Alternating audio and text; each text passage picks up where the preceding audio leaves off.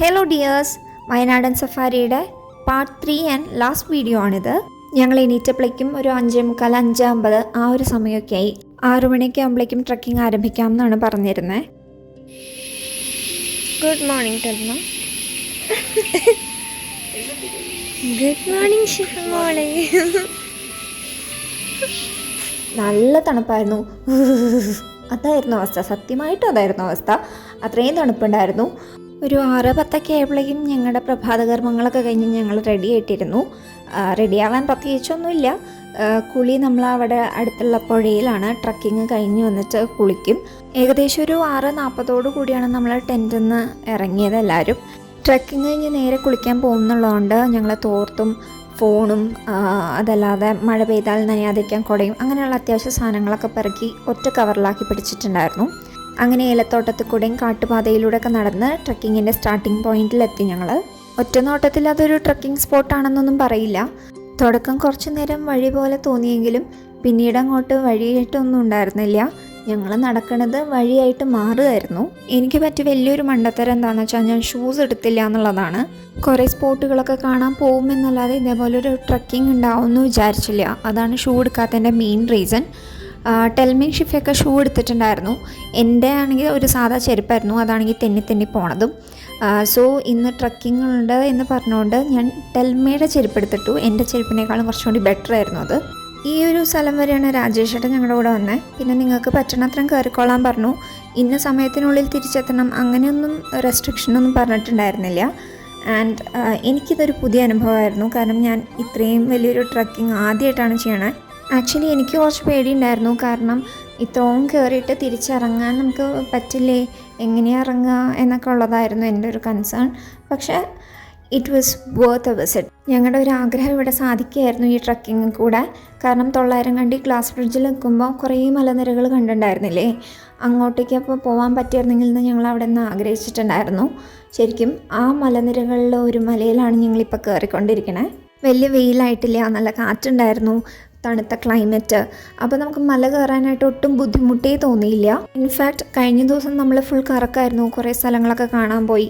അപ്പോൾ അതിൻ്റേതായ ഒരു അലച്ചിലും കാര്യങ്ങളൊക്കെ ഉണ്ടായിരുന്നെങ്കിൽ പോലും നമുക്ക് അതൊരു ക്ഷീണമായിട്ടൊന്നും ഉണ്ടായിരുന്നില്ല, താങ്ക് ഗോഡ്. അങ്ങനെ പാറയും പുല്ലും കല്ലും മുള്ളൊക്കെ താണ്ടി ഞങ്ങൾ കയറുകയാണ്. ആൻഡ് ഞങ്ങളുടെ കയ്യിൽ ഈ പറഞ്ഞ പോലെ ഒരു ലഗേജ് ഉണ്ടായിരുന്നല്ലോ. അപ്പോൾ ഞങ്ങൾ മാറിയാണ് കുറച്ച് ദൂരം ഒരാൾ ലഗേജ് പിടിക്കും, അത് കഴിഞ്ഞ് അടുത്ത ആൾ പിടിക്കും, അങ്ങനെയായിരുന്നു. ഈ ഷിഫിൻ ടിൽമയൊക്കെ ആണെങ്കിൽ ഇങ്ങനെ ഷൂന്ന് വാണം വിട്ട പോലെ കയറി പോവായിരുന്നു. എനിക്ക് അവരുടെ സ്പീഡിൽ അത്രയും പറ്റുന്നുണ്ടായിരുന്നില്ല. ബിക്കോസ് എൻ്റെ ഒരു കയ്യിൽ ചെരുപ്പും ലഗേജും മറ്റേ കയ്യിൽ ഫോണുണ്ട്, വീഡിയോ എടുത്ത് കിടക്കണ്ടേ. ഏകദേശം പകുതി കഴിഞ്ഞപ്പോൾ ഒരു പാറയുമ്പോൾ നമ്മൾ നമ്മുടെ ലഗേജ് കൊണ്ടുവച്ചു. അതും ചുമന്നുകൊണ്ട് ഇനി കയറണ്ടല്ലോ, തിരിച്ചു വരുമ്പോൾ എടുക്കാമെന്ന് വിചാരിച്ചു. ഇതാദ്യമേ അങ്ങ് ചെയ്താൽ മതിയായിരുന്നു ശരിക്കും. എനിവേസ്, സോ ഞങ്ങൾ 3 പേരും മൻസൂറായിരുന്നു ഓൾമോസ്റ്റ് പീക്ക് വരെ കയറിയിരുന്നത്. ബാക്കി വന്നിരുന്നവരൊക്കെ എനിക്ക് തോന്നുന്നു പകുതി വരെ പോലും അവർ കയറിയിട്ടുണ്ടായിരുന്നില്ല. അതിന് മുന്നേ വേറൊരു പാറക്കൂട്ടൊക്കെ കണ്ടപ്പോൾ അവരവിടെ സൈഡായി പതുക്കെ. കുറച്ച് കഴിഞ്ഞപ്പോഴേക്കും ഞാൻ ഫോണൊക്കെ എടുത്തു വെച്ചു. ബിക്കോസ് ഫോണും ചെരുപ്പും ഇതെല്ലാം കൈ പിടിച്ചിട്ട് പാറയമ്മ കൂടെ ഒന്നും കയറാൻ പറ്റണില്ല. അപ്പോൾ ഫോൺ മൻസൂർ പോക്കറ്റിലിട്ടു ഹെൽപ്പ് ചെയ്തു. അതുപോലെ പല സമയങ്ങളിൽ എൻ്റെ ചെരുപ്പൊക്കെ മൻസൂറാട്ടോ പിടിച്ചിരുന്നു എനിക്ക് കയറുന്ന സമയങ്ങളിലൊക്കെ. അതുപോലെ പുള്ളിയുടെ തോർത്തൊക്കെ തന്നു. തോർത്ത് കയ്യിൽ ചുറ്റിയിട്ട് അത് പുല്ലുമ്മ കൂട്ടിപ്പിടിച്ച് കയറിക്കോളാം. കാരണം എന്താണെന്ന് വെച്ചാൽ പുല്ല് കാണുമ്പോൾ ഒക്കെ ഭയങ്കര നൈസാണ്, പക്ഷേ നല്ല അരമുള്ള പുല്ലുകളാണ്, അതുകൊണ്ട് കൈ ഇങ്ങനെ മുറിഞ്ഞു വരുന്നുണ്ടായിരുന്നു. ഒരു രക്ഷയില്ലാത്ത വ്യൂ ആണ്. മുകളിലേക്ക് ചെന്നപ്പോഴത്തേക്കും നമുക്ക് ചുറ്റും ഇങ്ങനെ കാണാം. ഏകദേശം ഒരു 360 ഡിഗ്രി ഞാനിപ്പോൾ കാണിച്ചു തരാം. ആൻഡ് നമുക്കിവിടെ നിന്ന് നോക്കുമ്പം 900 കണ്ടി ഗ്ലാസ് ബ്രിഡ്ജിൻ്റെ ഒരു ചെറിയ വ്യൂ കിട്ടും കേട്ടോ, കണ്ണോണ്ട് ജസ്റ്റ് കാണാം. ഫോണിൽ ഞാൻ സൂം ചെയ്തെടുത്തൊന്നുമില്ല. പിന്നെ അല്ലാതെ വേറൊരു സ്റ്റേക്കേഷൻ പോലെയുള്ള ഒരു ഏരിയ ഓപ്പോസിറ്റ് സൈഡിൽ നമ്മൾ കണ്ടിരുന്നു. അതൊക്കെ ഏതാണെന്ന് എനിക്കറിയില്ല. അപ്പോൾ എന്തായാലും എനിവേസ് അത് അടിപൊളി സംഭവമായിരുന്നു. കൈ കണ്ടോ ചുമന്നിരിക്കണു, അതിൻ്റെ പല സൈഡിലും ഇങ്ങനെ ഉരഞ്ഞിട്ടുണ്ട്, മുറിവുകൾ പറ്റിയിട്ടുണ്ട്. ബട്ട് ജസ്റ്റ് വാവ്. പിന്നെ ഞങ്ങൾ മുകളിലൊരു പാറയിലൊക്കെ കയറിയിരുന്നു. കുറേ നേരം വെറുതെ ഇരുന്നു, കാറ്റും കൊണ്ട് പ്രകൃതി ഭംഗിയൊക്കെ ആസ്വദിച്ചുകൊണ്ട്. പിന്നെ കുറേ ഫോട്ടോസ് എടുത്തു, വീഡിയോസ് എടുത്തു. ആൻഡ് നമ്മൾ അവിടെയുള്ള ഏതൊക്കെയോ കല്ലുകളിൽ നമ്മുടെ പേരുകളൊക്കെ ആലേഖനം ചെയ്ത് വെച്ചിട്ടുണ്ട്. ഞങ്ങൾ അവിടുന്ന് മാഡത്തിനെ വീഡിയോ കോൾ ചെയ്തു. ഒരു ഉച്ചയ്ക്ക് ശേഷം മെസ്സേജ് ഒന്നും കണ്ടു. ആക്ച്വലി റേഞ്ചിനൊന്നും ഒരു പ്രശ്നം ഉണ്ടായിരുന്നില്ല ടോപ്പിൽ. ഈ ട്രിപ്പിൽ ശരിക്കും മാഡം കൂടി ഉണ്ടാവേണ്ടതായിരുന്നു, പക്ഷേ ലാസ്റ്റ് മിനിറ്റ് ക്യാൻസലായി. പനിയും ഒട്ടും വയ്യായിരുന്നു. സോ നമുക്ക് അവിടുന്ന് ആലുവയ്ക്ക് വരാനുള്ള ടാക്സിയൊക്കെ അറേഞ്ച് ചെയ്ത് തന്നതും പിന്നെ ഇടയ്ക്കിടയ്ക്ക് വിളിച്ച് നമ്മുടെ വിശേഷങ്ങളൊക്കെ അന്വേഷിക്കലും സേഫ് അല്ലേ എന്നൊക്കെ അന്വേഷിക്കലുണ്ടായിരുന്നു മാഡം. അങ്ങനെ കുറച്ചധികം നേരം നമ്മൾ അവിടെ വൈബ് ചെയ്ത് നിന്നിട്ട് തിരിച്ചിറങ്ങാൻ പോവാണ്. കയറുന്നതിനേക്കാളും കുറച്ചും കൂടി ഡിഫിക്കൽട്ടായിട്ട് എനിക്ക് പേഴ്സണലി തോന്നിയത് ഇറങ്ങണതായിരുന്നു. ആൻഡ് നമ്മൾ കയറിപ്പോയ വഴിയൊന്നുമല്ല ഇറങ്ങി വന്നത്, ബട്ട് അങ്ങോട്ടും ഇങ്ങോട്ടും ഒരു ഗിവ് ആൻഡ് ടേക്കിലായിരുന്നു നമ്മൾ കയറിയത് ഇറങ്ങിയതൊക്കെ. പോണ വഴിക്ക് ഈ ഒരു ഏരിയ എത്തുമ്പോൾ കുറച്ച് സ്ലിപ്പറിയാണ്, സൂക്ഷിക്കണം, അങ്ങനെയൊക്കെയുള്ള ഓരോ ഡീറ്റെയിൽസും കാര്യങ്ങളൊക്കെ തന്നിട്ടാണ് നമ്മൾ ഇറങ്ങിയത്. അങ്ങനെ അതിസാഹസികമായ ട്രക്കിംഗ് കഴിഞ്ഞ് നമ്മളെത്തി. അപ്പം അതിനൊരു ഹാർട്ട് ഫിൽഡ് എക്സ്പീരിയൻസ് തന്നെയായിരുന്നു. ഇനിയും മലകൾ കയറാനുള്ളൊരു പ്രചോദനമായി ശരിക്കും അത്. ഇനി നമ്മൾ പുഴയിലേക്ക് പോവാണ് കുളിക്കാൻ. പോണ വഴിക്ക് ഒരു ഇരുതല മൂരിയെ കണ്ടു. അതേയും താണ്ടി ഏലംതോട്ടത്തിൽ കൂടെയും വനപാതയിലൂടെയും പുഴയെ ലക്ഷ്യമാക്കി നടന്നു. കള്ളാടിപ്പുഴ എന്നാണ് പേരെന്നാണ് എൻ്റെ ഒരു ഓർമ്മ. ഈ അരണമല ട്രക്കിങ്ങും പുഴയിലുള്ള കുളിയൊക്കെയാണ് ഒന്നും കൂടി എല്ലാവരും കൂടി ഒന്ന് ജെല്ലാവാനായിട്ട് സഹായിച്ചത്. ഫൈനലി നമ്മൾ പുഴയുടെ അവിടെ എത്തി.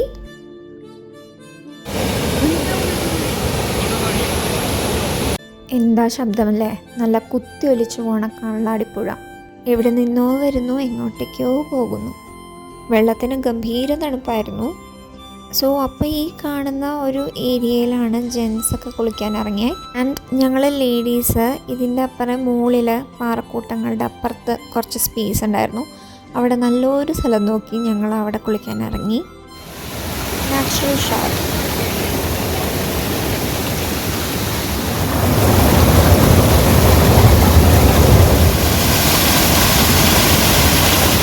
ഈ ഒരു ഏരിയയിൽ ചെസ്റ്റിന് മുകളിൽ വെള്ളം ഉണ്ടായിരുന്നു എനിക്ക്. സോ ഞാൻ ആ പാറയിൽ നിന്നൊക്കെ എടുത്ത് ചാടി അവിടെ നീന്തി അറുമാദിച്ചു. ശരിക്കും തണുപ്പെന്നൊന്നും പറഞ്ഞാൽ പോരാ, എൻ്റെ ശിവനേ, അതുപോലെ തണുപ്പായിരുന്നു. ശരിക്കും വെള്ളത്തിൽ നിൽക്കുമ്പോൾ നമുക്ക് അത്രയും തണുപ്പ് ഫീൽ ചെയ്തില്ലെങ്കിലും വെള്ളത്തിൽ നിന്ന് കയറിക്കഴിഞ്ഞപ്പോൾ തണുത്ത് വിറയ്ക്കാൻ തുടങ്ങി. അതുപോലെ തണുപ്പുണ്ടായിരുന്നു. പിന്നെ ഞങ്ങൾ ചില ഗെയിംസൊക്കെ കളിച്ചു. ഏറ്റവും കൂടുതൽ ആർക്കാം മുങ്ങിക്കിടക്കാൻ പറ്റാമെന്നൊക്കെ, അങ്ങനെ ഓരോ ഗെയിംസ്. പിന്നെ ആസ് യൂഷ്വൽ ഞാൻ കുറേ ഫോട്ടോസും വീഡിയോസായിട്ട് അതിൻ്റെ പിന്നാലെ പോയി. അരണമല ട്രക്കിങ്ങും ഫോളോഡ് ബൈ കള്ളാടിപ്പുഴയിലെ കുളിയായിരുന്നു ഈ ഒരു ട്രിപ്പിലെ എൻ്റെ പേഴ്സണൽ ഫേവറേറ്റ്സ്. കുളിയും കൂടി കഴിഞ്ഞപ്പോഴത്തേക്കും ഞങ്ങൾ ഒന്നും കൂടി റിഫ്രഷ്ഡായി. ഭയങ്കര ഒരു പോസിറ്റീവ് ഫീലിംഗ് ആയിരുന്നു.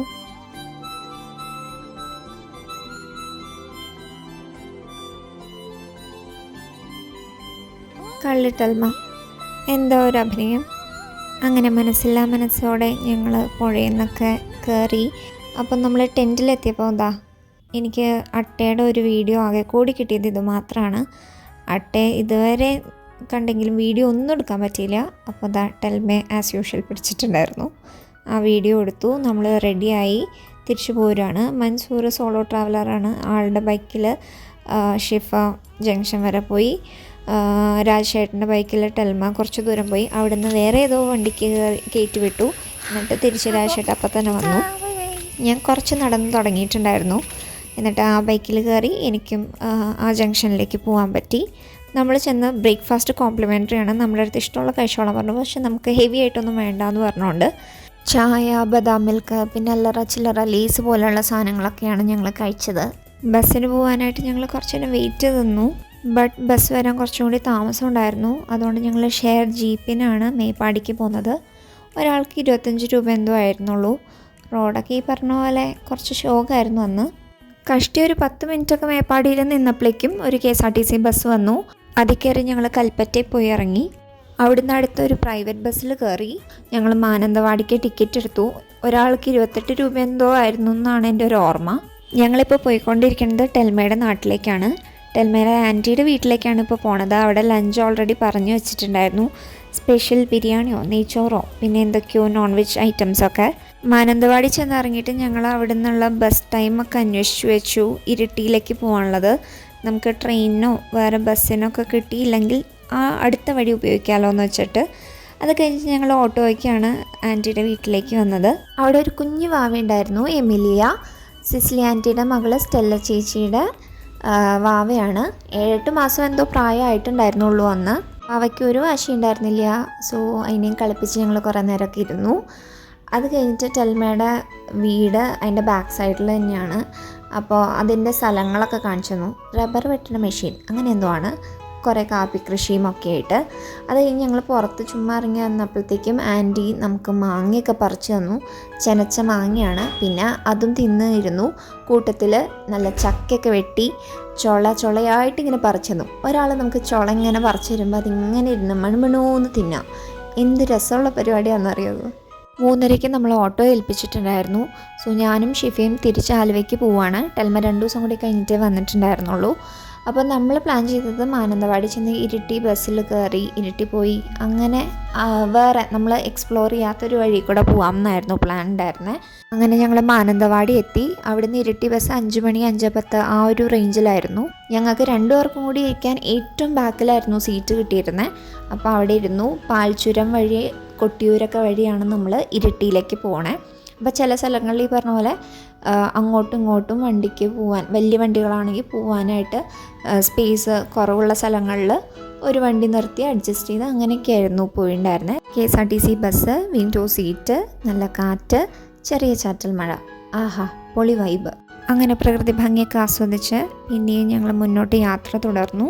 മേഘപാളികൾ തുളച്ച സൂര്യരശ്മികൾ ഭൂമിയിൽ പതിക്കുന്ന അപൂർവമായ കാഴ്ച. അക്കാലത്ത് കൊട്ടിയൂർ ഉത്സവം നടക്കുന്ന സമയമായിരുന്നു. ഞാൻ ആദ്യമായിട്ടാണ് കൊട്ടിയൂർ അമ്പലത്തിൻ്റെ വശത്തു കൂടെ തന്നെ പോണത്. ഇതുവരെ അവിടെ തൊഴുതിട്ടുമില്ല. ദക്ഷിണ കാശി എന്നാണല്ലോ അറിയപ്പെടുന്നത്. അപ്പം എന്തെങ്കിലും ഒരിക്കൽ വരാമെന്ന് വിചാരിക്കുന്നു. റോഡിൻ്റെ ഇരുവശങ്ങളിലുമായി ധാരാളം കടകൾ എത്രയോ കിലോമീറ്ററുകൾ നീണ്ടു കിടക്കുന്നു. നല്ല തിരക്കുണ്ടെന്ന് മനസ്സിലായി. പാർക്കിംഗ് ഏരിയയിലൊക്കെ വണ്ടികളെ കൊണ്ട് നിറഞ്ഞിരിക്കുന്നു. അതുമല്ലാതെ വാഹനങ്ങൾ 2 സൈഡിലുമായി പാർക്ക് ചെയ്ത് കിലോമീറ്ററുകൾ കിടക്കുന്നു. ശംഭോ മഹാദേവ. ഏകദേശം 6:45 ആവാറായപ്പോഴേക്കും ഞങ്ങൾ ഇരിട്ടിയിൽ ചെന്നിറങ്ങി. ഷിഫ ഇരിട്ടിയിലാണ് പഠിച്ചത്. സോ എനിക്ക് ആ ഇൻസ്റ്റിറ്റ്യൂഷനൊക്കെ കാണിച്ചു തന്നു. അവിടുന്ന് നേരെ നമ്മളൊരു റെസ്റ്റോറൻറ്റിലേക്ക് പോയി. ഞാനൊരു ഷേക്കും ഷിഫ ഒരു ജ്യൂസും കുടിച്ചു. അത് കഴിഞ്ഞപ്പോഴത്തേക്കും ഹാരി വന്നിട്ടുണ്ടായിരുന്നു. ഹാരി ഷിഫയുടെ ഹസ്ബൻഡാണ്. അന്ന് കല്യാണം കഴിഞ്ഞിട്ടുണ്ടായിരുന്നില്ല. സോ ഹാരി ഞങ്ങളെ തലശ്ശേരി റെയിൽവേ സ്റ്റേഷനിലേക്ക് കൊണ്ടുവന്നാക്കി. ഓൺ ദ വേ നമ്മൾ ഡിന്നറൊക്കെ കഴിച്ചിട്ടായിരുന്നു ട്രെയിൻ കയറാനായിട്ട് പോയത്. ടിക്കറ്റ് എടുത്തു. അൺറിസർവ്ഡ് ആണ്. സീറ്റൊന്നും കിട്ടില്ല എന്ന് ഉറപ്പായിരുന്നു. ഞങ്ങളെ ട്രെയിൻ കയറ്റി വിട്ടിട്ട് ഹാരി പോയുള്ളൂ. 9:10 കഴിഞ്ഞപ്പോഴത്തേക്കും ട്രെയിൻ വന്നു. ഏത് ട്രെയിനായിരുന്നു എന്ന് എനിക്ക് ഓർമ്മയില്ല. എന്തായാലും നല്ല തിരക്കായിരുന്നു. കുറച്ച് സ്റ്റേഷൻ വരെ ഞങ്ങൾ നിപ്പായിരുന്നു. ശരിക്കും പറഞ്ഞാൽ നിന്ന് തൂങ്ങുമായിരുന്നു. കുറച്ച് കഴിഞ്ഞപ്പോൾ അഡ്ജസ്റ്റ് ചെയ്തിരിക്കാനുള്ള സ്പേസ് കിട്ടി. അൺഎക്സ്പെക്റ്റഡ് ആയിട്ട് നമ്മൾ ഷിഫയുടെ ഒരു ഫ്രണ്ടിനെ ട്രെയിനിൽ വെച്ച് മീറ്റ് ചെയ്തിട്ടുണ്ടായിരുന്നു. അഫ്സൽ. അവൻ എറണാകുളത്തേക്ക് പോവുമായിരുന്നു. അങ്ങനെ 3:15 ഞങ്ങൾ ആലുവ റെയിൽവേ സ്റ്റേഷനിലെത്തി. പിന്നെ അവിടുന്ന് ഒരു ഓട്ടോയും പിടിച്ച് നേരെ കമ്പനിപ്പടിക്ക് പോയി. നേരെ ചെന്നു, ഫ്രഷായി, ഒരു ഉറക്കവും പാസ്സാക്കി രാവിലെ 8 മണിയൊക്കെ ആയപ്പോഴേക്കും ഞാൻ എൻ്റെ വീട്ടിലേക്ക് പുറപ്പെട്ടു.